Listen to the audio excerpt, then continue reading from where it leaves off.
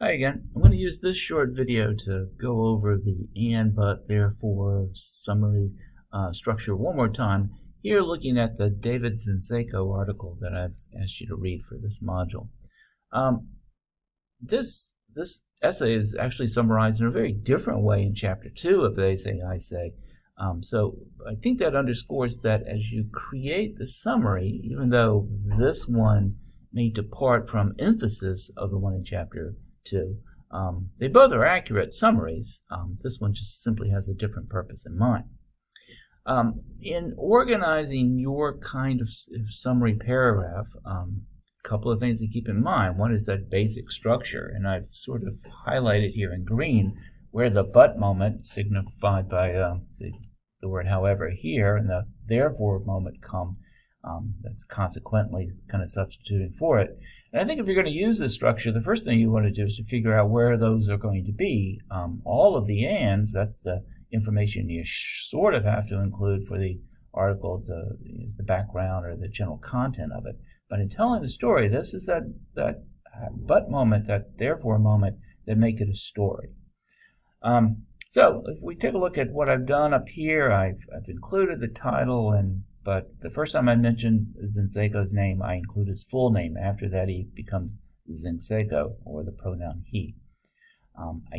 I begin by signifying his purpose. We'll talk in a later lecture about reading rhetorically, and one of the things you want to figure out is what triggered the article that you're summarizing. And in this particular case, it's obvious in the opening that the they say that Zinczenko is responding to are arguments that overweight people are to blame for their health problems. And so that's he's read those articles, and now he's going to take that idea on. After that, I have a series of signal phrases. Zinczenko argues, he warns, according to Zinczenko, he calls for, Zinczenko believes, Zinczenko concludes. All of these capturing authorial action, as is discussed in Chapter 2 of They Say, I Say. Since that, I'm trying to not only continually remind the reader that these ideas come from this particular source. That's my primary responsibility as an academic writer, is to credit the author with his, in this case, his ideas, and certainly to quote him correctly. But it also gives me an opportunity to reinforce in the summary the different moves he's making. I mean, he warns the readers that the rise in type 2 diabetes hurts all of us. I mean, that's that warns kind of captures the intent of that particular passage.